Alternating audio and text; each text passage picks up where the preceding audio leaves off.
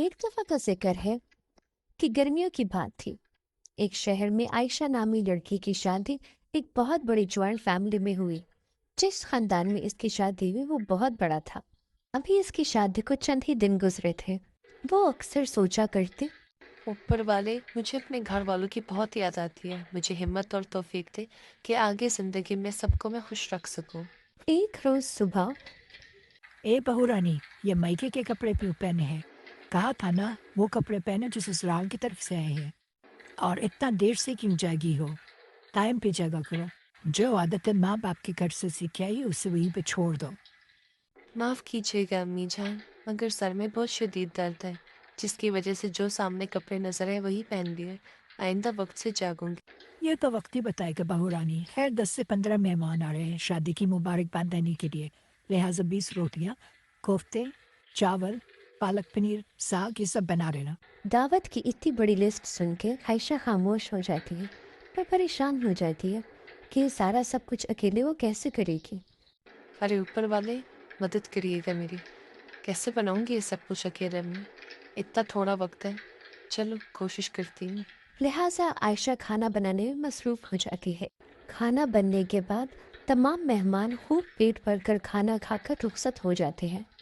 ढेरों बर्तन धोने के बाद और झाड़ू पोछा करने के बाद आयशा की सासू माँ उसके पास आती है और कहती है कि बहू रानी, कल 10 मेहमान और आएंगे तो जल्दी उठ जाना। सासू माँ, अभी तो मैं बहुत थक गई हूँ, कुछ आराम करना चाहती हूँ। और कल के लिए अगर आप अलीना को कह दें मेरी मदद कर ले, तो मेरे लिए बहुत आसानी हो जाएगी।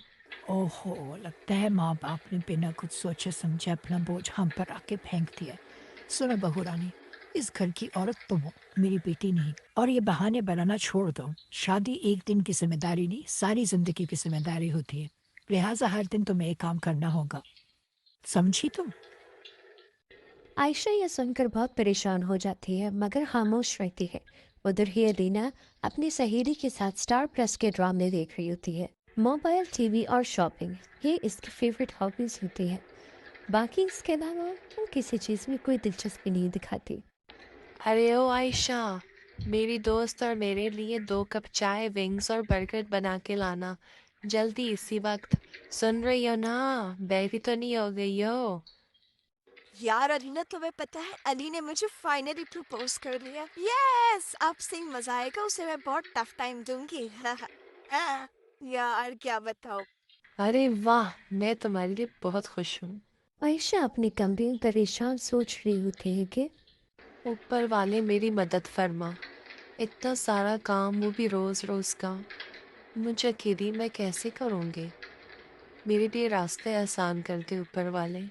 आयशा का शौहर गुस्से में आता है और कहता है, आयशा, मैं नहीं जानता मुझे ये बात तुम्हें कितनी बार समझानी पड़ेगी, मगर मेरे सारे कपड़े धोकर उसी टाइम इस्त्री किया करो और जूते सारे के सारे पॉलिश करके रखा करो। मुझे माफ़ करना राजा, मैं हर काम टाइम पर करने की कोशिश करती हूँ, मगर इंसान हूँ, एक आध काम में देरी हो जाती है। बस आयशा, ये बहाने बनाना और छोड़ दो, ये तुम्हारे कुछ काम नहीं आएगा। मुझे ऐन वक्त पर काम चाहिए, समझी तुम? एक दिन आयशा की तबीयत बहुत ज़्यादा नासाज हो जाती है। वो बहुत बीमार पड़ जाती है। डॉक्टर उसे एक हफ्ते के लिए बेड रेस्ट कहता है। आयशा, मैं तुम्हारी सारी दवाएं ले आया हूँ, मजीद कुछ चाहिए हो तो बता देना। नहीं ऐसा, शुक्रिया, तुम दवाएं ले आए यही काफ़ी है। मगर मैं इन दिनों में घर का कोई काम नहीं कर पाऊंगी, इसके लिए मुझे माफ़ करना। अरे मेरी बेगम, परेशान ना हो, तुम ठीक हो जाओगी तो सारे ये काम तुम्हें ही फिर से करने पड़ेंगे। इन कामों से छुट्टी नहीं है तुम्हारी। एक दिन रज़ा ऑफिस से आता है और अरीना को कहता है, अलीना, मेरे सर में शदीद दर्द है, खाना और एक कप चाय ले आओ मेरे लिए। आज ऑफिस में बहुत थक गया हूँ मैं। अरे भैया, ये आप क्या कह रहे हैं? मैं कैसे खाना बना लूँ और ले आऊँ? चाय मुझे नहीं बनाने आती आपकी तबीयत की। अम्मा को कहते, वो बना लेंगे। रज़ा खामोश हो जाता है और वो अपनी अम्मा के पास चला जाता है। बेटा, मुझ बुढ़ी हड्डियों ने कहा इतना जोर कि मैं तुम्हारे लिए इस उम्र में उठूं और खाना बनाऊं। यकीन रखो तो एक आसान तरीका बताती हूँ। बाहर से ऑर्डर करा लो बेटा, आजकल तो बाहर से सब कुछ मिल जाता है। रज़ा बहुत उदास हो जाता है और चुपचाप वहाँ से चला जाता है। एक हफ्ता लगातार इनके घर में फास्ट फूड और बाहर का खाना खाया जाता है, जिसकी वजह से इन सब की तबीयत नासाज हो जाती है और पेट खराब हो जाता है। हाय, मेरा तो पेट शदीद खराब है। मेरी तो खिचड़ी बन गई है। पता नहीं इस मिसनी का ड्रामा और कितने दिन चलेगा। हाय ऊपर वाले, तू ही रहम फरमा, कुछ मदद फरमा। हाय अल्लाह, शदीद दर्द है पेट में। वहाँ रज़ा को भी मोशंस लग गए। हाय अल्लाह, मैं कैसे जाऊंगा ऑफिस इस तबीयत में? मुझे तो बात बात पे वॉशरूम जाना पड़ रहा है। कैसे करूंगा मैं ये 1-2 दिन काम? मेरी तो शदीद तबीयत ख़राब है, क्या करूं समझ नहीं आ रहा। फिर चंद ही दिनों में घर वालों को अपनी गलती का एहसास हो जाता है।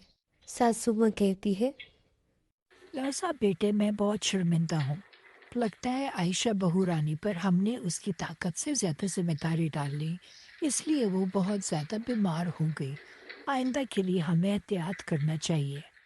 तुम क्या सोचते हो इस बारे में बेटा? ठीक कहती हैं अम्मी आप। मुझे खुद इस बात का बहुत एहसास हुआ है। इस 1 हफ्ते में तो मेरी धज्जियाँ उड़ गई। आज के बाद से मैं उससे नरमी से पेश आऊँगा। आयशा मेरी जान, मुझे माफ़ करना, मैं अपने किए पर बहुत शर्मिंदा हूँ। इन चंद दिनों में मुझे एहसास हुआ कि तुम हमारे घर के लिए कितनी अहम हो। रोज़ बाहर का खाना खा खा कर मुझे तो मोशंस लग गए थे। ओ रज़ा मेरी जान, तुम्हें एहसास हुआ, यही बड़ी बात है। आयशा रज़ा को गले लगाती है और कहती है, ये मेरा घर है, मैंने यहाँ पर सबको अपना समझा। जितनी मुझ में हिम्मत है मैं हमेशा सबकी खिदमत करूँगी। ऐसे ना कहिए। आयशा, तुम्हारे बगैर मेरा गुजारा नहीं। तुम वाकई में एक बहुत अच्छी खातून हो। मैं खुश हूँ कि मुझे तुम्हारी जैसी बीवी मिली। हाँ तो मेरे प्यारे बच्चों, इस कहानी से हमें ये सबक हासिल होता है कि एहसास ही सबसे बड़ी दौलत है और हमें अपने हर रिश्ते के साथ अच्छे से पेश आना चाहिए। रहमदिली ही सबसे बड़ी नेमत है।